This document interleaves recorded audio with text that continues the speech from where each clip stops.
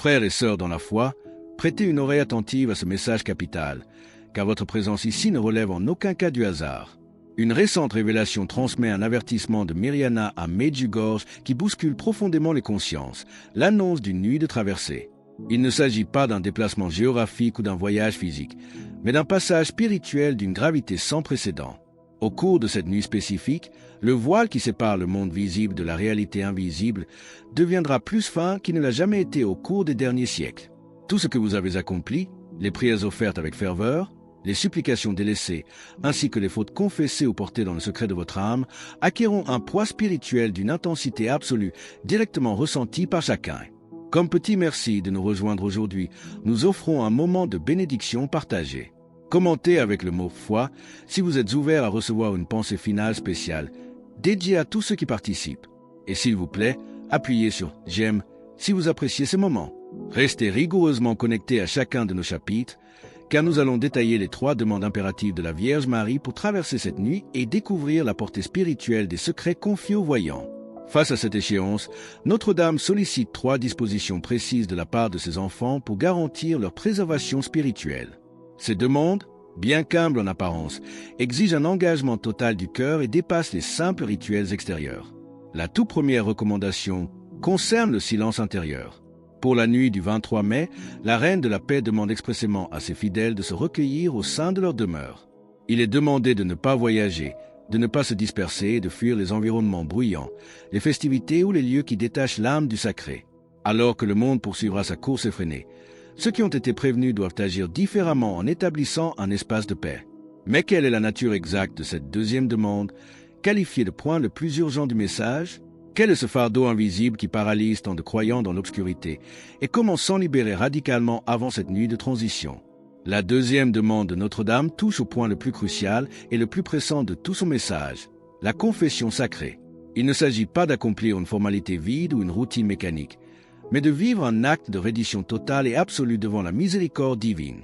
Le ciel sait pertinemment que le fardeau le plus écrasant qu'un être humain puisse traîner au cours de son existence n'est ni la maladie, ni la pauvreté, ni la solitude, mais bien le poids invisible de la culpabilité.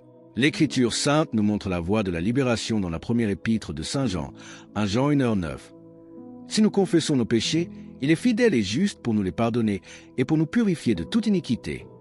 C'est cette faute commise il y a des années qui ressurgit dans l'obscurité de vos nuits, cette relation brisée dont vous portez une part de responsabilité, ou ce péché conscient que l'orgueil et la honte vous ont poussé à dissimuler loin du confessionnal. Toute l'œuvre de Medjugorje converge vers cette urgence depuis plus de 40 ans. Le plus grand obstacle entre l'âme et la grâce n'est pas la gravité de la faute, mais le refus obstiné de solliciter le pardon. Les témoins des apparitions décrivent les larmes de la Vierge Marie, une tristesse surnaturelle qui déchire l'âme, car elle pleure sur ses enfants qui gaspillent le temps qui leur est imparti. La nuit du 23 mai s'avance comme un jalon dans le temps. C'est pourquoi la troisième exigence spirituelle requiert une dimension communautaire au sein de vos propres maisons. Quelle est cette force insoupçonnée qui se déploie lorsque les voix s'unissent sous un même toit pour faire face aux épreuves? La troisième demande formulée par la Vierge Marie dans cette révélation est l'oraison en famille. Le ciel n'appelle pas seulement à un recueillement individuel, mais à une prière commune, partagée avec le conjoint, les enfants ou les proches présents à vos côtés. Le Saint-Rosaire est particulièrement désigné pour cette veillée. En cette nuit spécifique, les prières élevées en communion familiale déploieront une puissance de protection supérieure à tout ce que la théologie humaine peut expliquer rationnellement. L'Écriture sainte en atteste dans l'Évangile selon saint Matthieu, Matthieu 18h20. Car là où 2 ou 3 sont assemblés en mon nom, je suis au milieu d'eux. Si vous résidez seul, cette consigne conserve toute sa valeur. Unissez-vous à un ami de foi par le téléphone, priez en lien avec votre communauté spirituelle ou offrez vos dizaines en communion de pensée avec l'Église céleste.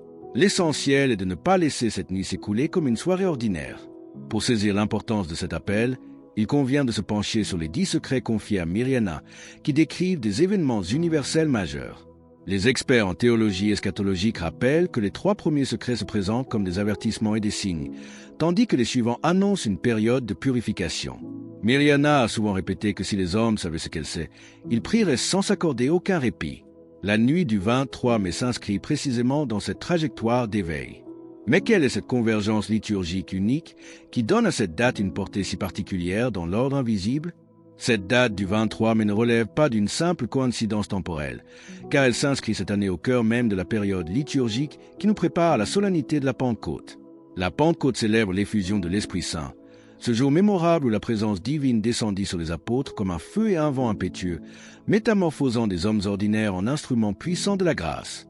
Le livre des Actes des Apôtres, Actes 2h4, nous rappelle cet embrasement, et ils furent tous remplis du Saint-Esprit. Si vous désirez ardemment que ce feu divin vienne visiter et purifier votre demeure en cette nuit sacrée, partagez Amen dans les commentaires ci-dessous. L'appel de Myriana à observer le silence intérieur, à recourir à la confession et à s'unir en famille prend tout son sens à l'approche de cette fête majeure. Ce qui s'annonce pour cette nuit n'est pas un décret de destruction extérieure, mais un puissant événement de révélation intérieure. L'Esprit Saint se déploiera de manière souveraine sur les foyers vigilants. Les âmes purifiées par le sacrement de réconciliation ressentiront une paix qui bouleversera définitivement le cours de leur existence. Cependant, les peuries soulignent que cette effusion agira comme un miroir spirituel d'une clarté absolue. Chaque individu sera confronté à sa propre vérité intime, dépouillé de toutes ses illusions. Comment alors se préparer dès aujourd'hui pour que cette illumination de la conscience soit un don de miséricorde plutôt qu'une douloureuse épreuve? Cette confrontation avec notre propre vérité intime fait écho à la célèbre parabole des 10 vierges scripturaires. 5 d'entre elles avaient emporté une réserve d'huile suffisante pour alimenter leurs lampes, tandis que les 5 autres s'étaient montrées prévoyantes à l'excès de négligence.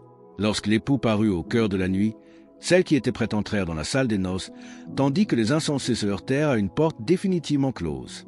Le Christ nous enseigne la vigilance à travers l'Évangile selon saint Matthieu, Matthieu 25, 13.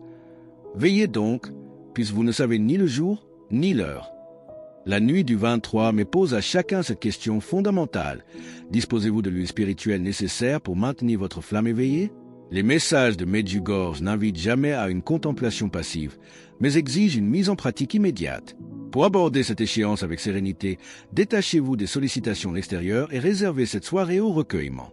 Si vous portez une rancœur ou une blessure ancienne, le moment est venu d'accorder un pardon sincère. Le pardon n'est pas une concession faite à autrui, mais une libération pour votre propre âme. C'est l'unique qui est capable d'ouvrir un cœur endurci pour y laisser pénétrer la miséricorde divine. Mais comment l'histoire personnelle de Myriana face aux épreuves du passé peut-elle fortifier notre propre persévérance aujourd'hui? L'exemple de Myriana témoigne de la force que donne le ciel face aux persécutions du monde.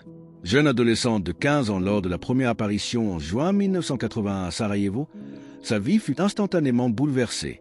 Elle dut porter une responsabilité immense, affrontant les interrogatoires et les intimidations du régime communiste de l'ex-Yougoslavie qui tentait par tous les moyens de briser son témoignage. Rien n'y fit, car la vérité reçue dépasse la peur des hommes. L'Écriture sainte fortifie notre persévérance dans la première épître de Saint Pierre, une Pierre 4,14. Si vous êtes outragés pour le nom de Christ, vous êtes heureux, parce que l'Esprit de gloire, l'Esprit de Dieu, repose sur vous. Pour rejoindre notre communauté et ne manquer aucune histoire inspirante, pensez à cliquer sur j'aime et à vous abonner. Myriana décrit la Vierge Marie comme une présence d'une beauté indicible dont la voix réchauffe le cœur tout en l'empreignant d'une gravité absolue.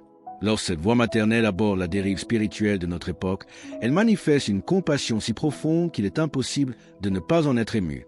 Les bouleversements géopolitiques, les crises économiques et l'anxiété collective que traverse notre société ne sont pas des accidents isolés, mais les conséquences directes d'un éloignement de Dieu à l'échelle de la civilisation. Une existence privée de sa racine spirituelle finit inévitablement par s'effondrer sous le poids de ses propres illusions. Comment alors raviver cette foi chancelante et s'assurer que notre demeure devienne un havre de paix au cours de cette nuit de traversée spirituelle? La nuit du 23 mai s'avance désormais vers nous comme une invitation pressante à la conversion et à l'abandon total. Vous n'avez pas besoin d'entreprendre un long voyage vers Medjugorje pour recevoir les grâces de cette traversée. Le ciel se tient à votre porte, là où vous êtes, dans le secret de votre chambre ou de votre salon. Il suffit d'ouvrir l'esprit avec humilité et courage, car la miséricorde devance toujours le jugement des hommes.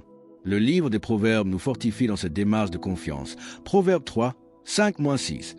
Confie-toi en l'Éternel de tout ton cœur et ne t'appuie pas sur ta sagesse. Reconnais-le dans toutes tes voies et il aplanira tes sentiers. Chaque âme qui choisit de revenir vers Dieu, chaque famille qui s'unit dans l'oraison et chaque cœur qui dépose ses fardeaux au confessionnal fait pencher la balance spirituelle en faveur de la lumière. Ne sous-estimez jamais la portée de votre propre prière en cette heure décisive, car elle résonne dans l'invisible bien au-delà de ce que vos yeux physiques peuvent percevoir. Le voile s'amincit, la grâce se fait particulièrement accessible et vous avez été prévenus.